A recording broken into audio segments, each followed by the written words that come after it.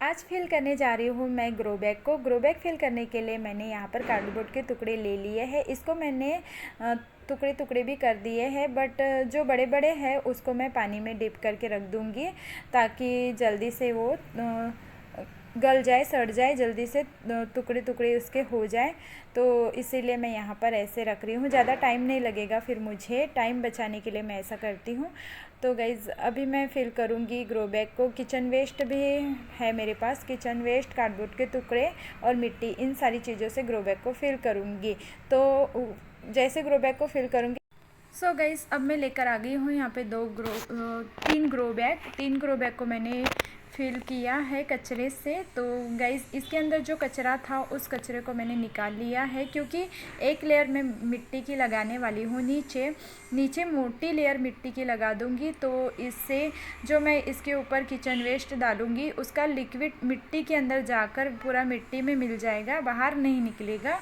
तो मिट्टी हमारी अच्छी बन जाएंगी, उपजाऊ बन जाएंगी, पोषक तत्व से भरपूर बन जाएंगी और मिट्टी भी मेरी बन जाएंगी। तो मुझे बाहर से मिट्टी ख़रीद के लानी नहीं पड़ेंगी।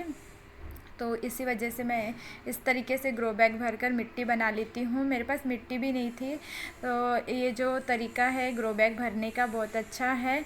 इससे हमारे पास मिट्टी की भी कमी नहीं होती, मिट्टी भी बन जाती है। घर में हम कूड़ा कचरा जमा करके ग्रो बैग भरते, कोई भी कंटेनर भरते हैं और उसमें थोड़ी सी मिट्टी डाल देते हैं, 2-3 मुट्ठी, तो हमारी जो मिट्टी है अच्छी बन जाती है।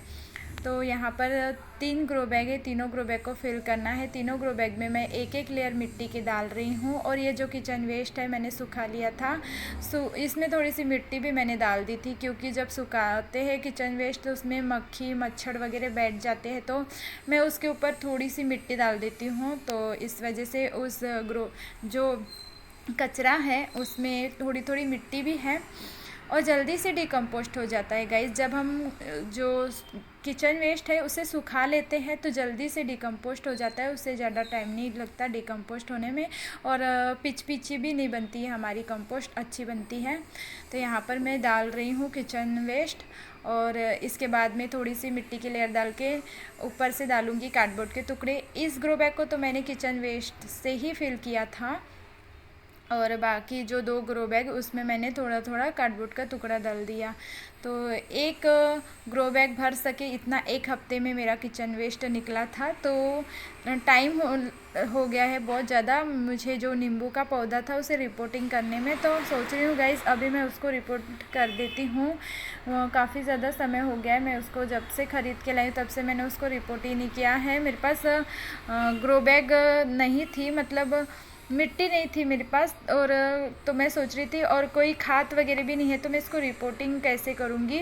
ग्रो बैग को भी फिल करना है। 12 बाई 12 इंच के ग्रो बैग में मैं लगाने जा रही हूँ नींबू का प्लांट। अभी मेरे पास इससे बड़ा ग्रो बैग तो है नहीं, इतना ही बड़ा है, तो इसमें ही मैं लगाऊंगी। देख सकते हो ये है कि घर से निकलने वाला कचरा, कूड़ा कचरा, इससे मेरी पूरी ग्रो बैग भर गई थी। और जो मेरा कंपोस्ट था, जो कंपोस्ट बन गया था, उसके ऊपर का जो मोटा मोटा पार्ट है जो अच्छी तरह डिकम्पोस्ट नहीं होता है, उसको भी मैं लेकर आ गई थी, उसको भी मैंने इसमें डाल दिया था। तो ये जो ग्रो बैग है मेरी अच्छे से फिल हो गई थी। तो गाइस इस तरीके से कंटेनर जब हम भरते हैं तो मिट्टी की बचत हो जाती है और हमारे पौधों को भी न्यूट्रिएंट्स मिलते रहता है, बार बार खाद भी डालनी नहीं पड़ती। तो यहाँ पर मैं एक ग्रो बैग को फिल कर ली हूँ। अब दूसरी ग्रो बैग को भी मुझे इसी तरीके से फिल करना है। तो इस तरीके से मैंने 3 ग्रो बैग को फिल कर दिया है, और तीनों ग्रो बैग में मैंने 2 ग्रो बैग में तो मैंने पौधे लगाए हैं, एक में नींबू का लगाई हूँ और एक में जुकीनी। तो आगे आपको वीडियो में देखने के लिए मिलेगा, आप देखते रहिए मेरी वीडियो को, और वीडियो अच्छा लगने पर वीडियो को लाइक और चैनल को सब्सक्राइब करना ना भूलें। तो गाइज़ यहाँ पर इस ग्रो बैग में मैंने मोटी लेयर मिट्टी की डाल दी थी पहले ही, और मैं इसमें डाल रही हूँ जो कार्डबोर्ड का टुकड़ा है उसको। उसके बाद में एक लेयर मिट्टी की डालकर ऐसे ही ग्रो बैग को फिल करूँगी। तो ये ग्रो बैग मेरे कार्डबोर्ड के टुकड़े से ही फिल हो गई थी।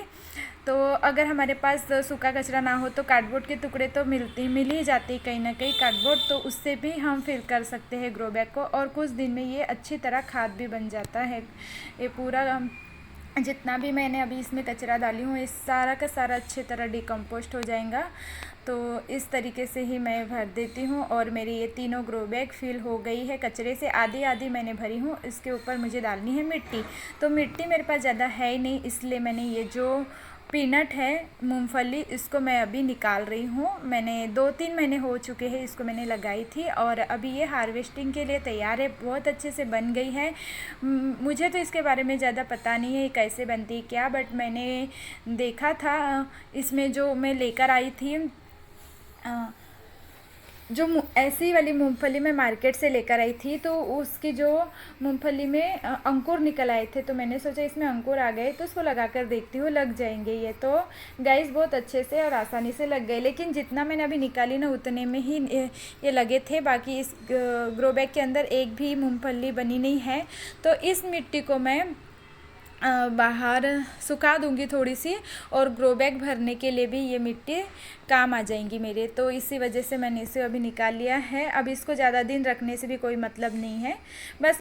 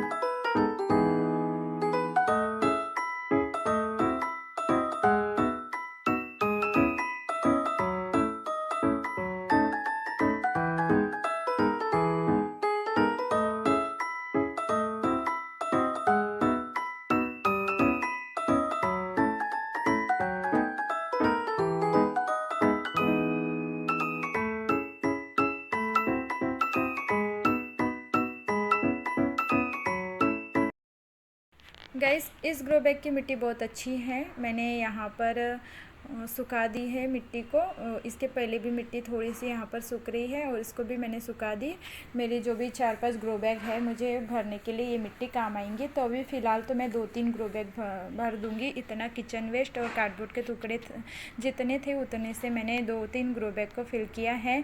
और मिट्टी बहुत अच्छी है ये, बस इसमें थोड़ी पोषक तत्व की कमी हो गई है, क्योंकि पानी की वजह से इसमें से सारा पोषक तत्व बहकर चला गया। तो इसीलिए मैं इसको अभी निकाली हूँ, सुखा देती हूँ थोड़ा देर। और ये देखिए यहाँ पर ये 2 ग्रो बैग तो मेरी ऑलरेडी फिल हो ही चुकी है और ये भी हो जाएंगी 2 जल्दी से। तो यहाँ पर मैं थोड़ी थोड़ी एक लेयर मिट्टी की डाल दूँगी। इसमें मैंने कार्डबोर्ड के टुकड़े से इसे फिल किया है। ऊपर से बस थोड़ी सी मैंने किचन से निकलने वाले जो ये भाजी के छिलके थे उसी को मैंने इसमें डाला है। और ये कार्डबोर्ड के टुकड़े से फिल हुई है और ये पूरा किचन वेस्ट है जो मैंने सुखा लिया था उससे। तो 2 तरीके से मैंने यहाँ पर ग्रो बैग को फिल किया है। इसमें थोड़ा बहुत किचन वेस्ट मैं डाल कर रखी हूँ और इसके ऊपर मैं और जैसे जैसे निकलता है घर से किचन वेस्ट वो भी डालूँगी और कार्डबोर्ड के टुकड़े। इसी तरीके से मैं ये 2 ग्रो बैग को भी फिल करूँगी। पहले तो मैं इसमें डालूँगी मिट्टी और मिट्टी डालने के बाद मैं इसमें लगा दूँगी नींबू का प्लांट। तो मेरे पास नींबू का प्लांट काफ़ी दिनों से पड़ा था गाइस, उसको भी मुझे अभी लगाना है। और ये जो पीनट है मूंगफली इसको भी मैं निकाल लेती हूँ और इसका कचरा भी मैं ग्रो बैग में डाल देती हूँ। तो इस तरीके से मैंने ग्रो बैग को फिल किया है। और ये जो नींबू का प्लांट है काफ़ी दिन हो चुके हैं गाइज, इसको मैंने लेकर आई, लगभग 1 महीना तो हो ही गया है। इसको मैं लेकर आई थी नर्सरी से। लाते साथ जैसे नर्सरी से प्लांट लाते हैं तो तुरंत रिपोर्टिंग नहीं करना चाहिए, हम सभी को पता है। वैसे ही मैंने इसे रख दिया था कि इसे कम से कम 1 हफ़्ता रखूँगी, उसके बाद में मैं इसको रिपोर्ट करूँगी। बट मेरे पास कोई भी ग्रो बैग खाली नहीं था, मिट्टी भी नहीं थी, तो मैंने इसे ज़्यादा दिन रख दिया था।